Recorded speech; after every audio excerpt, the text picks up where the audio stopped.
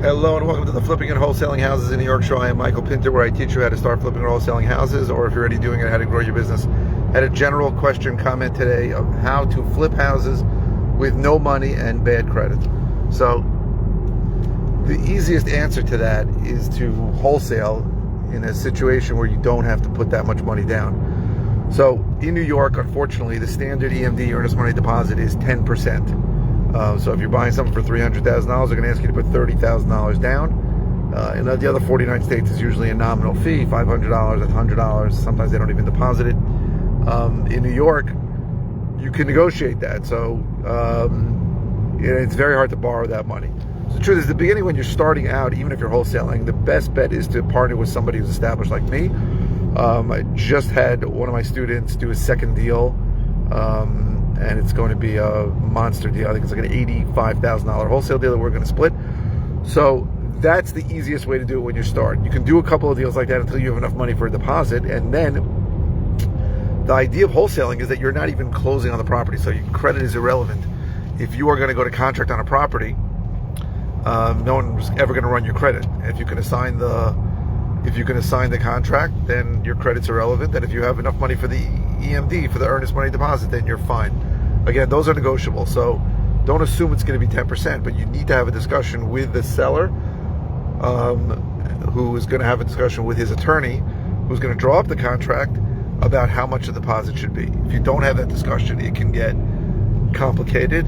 So I can tell you, don't wait until later, because if you plan to put, let's say, a smaller amount of money down, $5,000, a couple $1,000, and the seller's attorney sends out the contract for 10%, and let's say you're buying it for $300, so it's $30,000. If you come out later and say to the seller, hey, I want to give a smaller deposit, it's usually problematic, because the seller's attorney starts thinking that you're not a serious buyer and he doesn't want to prepare the contract, and he gets the whole thing. But if you have the conversation with the seller beforehand, then the truth is the seller's attorney is probably going to still send the contract out and ask for 10%. But if you've had a conversation, then when the seller's attorney calls you and says, hey, this guy only wants to put $3,000 down or $5,000 down, then the seller already has heard it from you and can say, yeah, it's okay.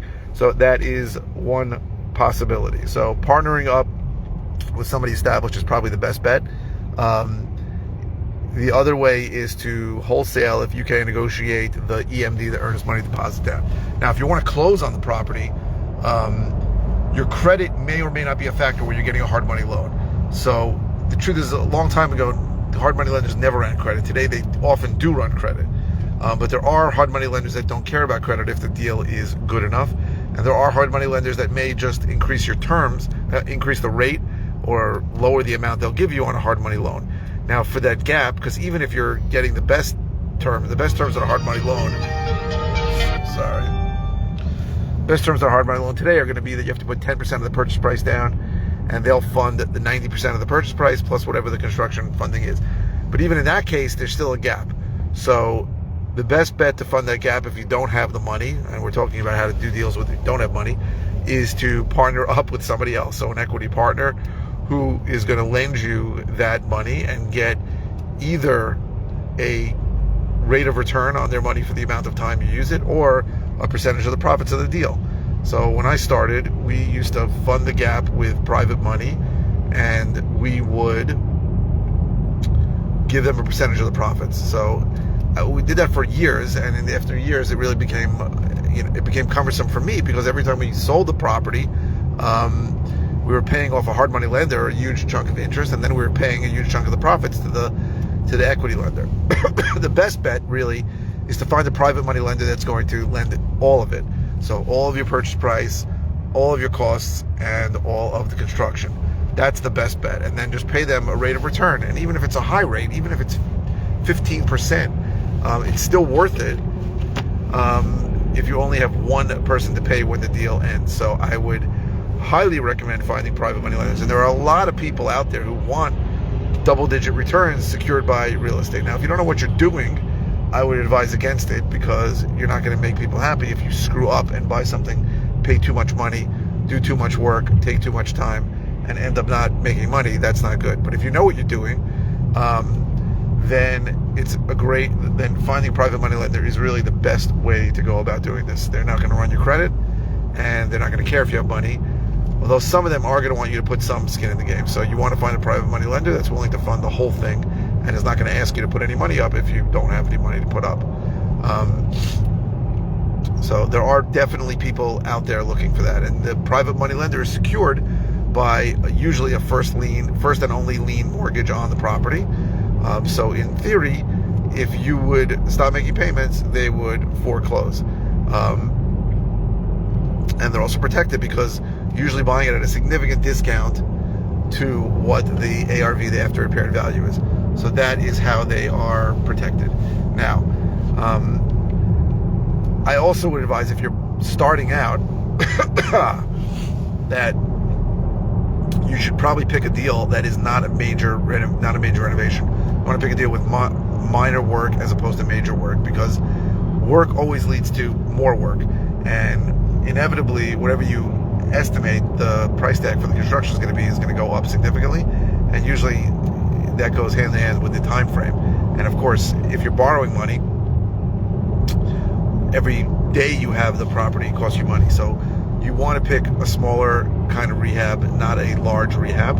And the best bet is if you can get into contract at a low enough price that you can wholesale the property, because that's not going to require you to borrow anything, unless you're borrowing, from your friend, the money for the earnest money deposit.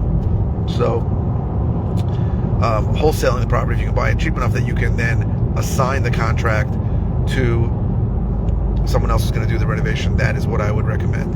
And if you've been online looking for wholesaling, everybody's doing wholesaling, but there are not a lot of people doing it in New York, because New York is dramatically different than all the other 49 states, right? Because there's a lot of reasons, but first of all, as I said, the earnest money deposit is much higher in New York. Second of all, there is no inspection contingency on a residential contract in New York. So, when you see these gurus teaching you how to do this, they're going to tell you that wholesaling is risk-free because you go into contract and you have this inspection contingency, and during that time, you can go find the buyer for it. It's not how it works in New York. In New York, the inspections get done before the contract. So you have nothing protecting you until the contract's signed, and the inspections get done before. So you can do it, but just understand, every time I go to contract, I go in knowing that I have to either close on the property or I have to assign the contract. The lighting here is terrible, just terrible. Okay, so that's the basic gist of it. So now there are people I have people coming to me all the time with alleged, these deals, asking me if I want to partner up with them. I can tell you most of them are not deals, but if they are deals, I'm happy to partner up with them. And you don't have to put up any money or get your credit run at all. So that is something to think about if you're interested in sending me a deal. Just these are my only criteria. You have to have spoken to the seller. Don't call me about a house that's falling apart, that's 2 doors down from you, and you're not even sure who the seller is or if it's for sale. If you've spoken to the seller, they're interested in selling, you think it might be a deal, I'm happy to speak to you about it, and we can talk about possibly partnering up. The biggest thing that nobody tells you really in the business is that it's not easy to know what a deal is. I know there are gurus out there that say, I don't know anything about real estate, I just try and buy properties that are at a discount. But the truth is, most of those gurus are in areas where they have very, very homogenous inventory. So they're talking about Dallas or Phoenix or Vegas, where everything was built after 1980. Everything's the same 3-2 ranch, CBS, concrete block structure. It's very easy to know if something's a deal or not. But in New York, in my area, in Long Island, the inventory is incredibly diverse. We have properties built in the 1700s and the 1800s and the 1900s. We have properties that were built recently, old. It's not easy to know what a deal is. And the biggest advantage of partnering up with somebody who knows what they're doing is they're going to tell you if it's a deal or not. Because it's scary when you get into your first deal, because you have to commit funds to it, and you're afraid about getting funding and finding a buyer and all that stuff. But these are things that partnering up with somebody who is experienced is going to take care of, and he is going to take a split of the profits for that experience and know-how. So I hope this was helpful. If you're interested in all the ways I can help you, go to howtoflipnewyork.com. If you're interested in a course I have that teaches how to do what I do, go to howtoflipnewyorkcourse.com. If you are interested in one-on-one coaching, go to coaching.howtoflipnewyork.com. If you're watching on YouTube, please subscribe. If you're watching on any platform, please click the thumbs up. The likes really help me. And I go live 5 times a week. I don't always know what to talk about, so Please keep the comments coming. Your comment doesn't have to be about the video you're watching. It doesn't have to be about anything that I've spoken about. I try to answer all comments within 24 hours. And if it's a simple comment, I'll just reply with an answer. If it's something I've covered before, I'll send you links to the videos. And if it's something new, I'll do a new video on it. Thank you very, very much for watching.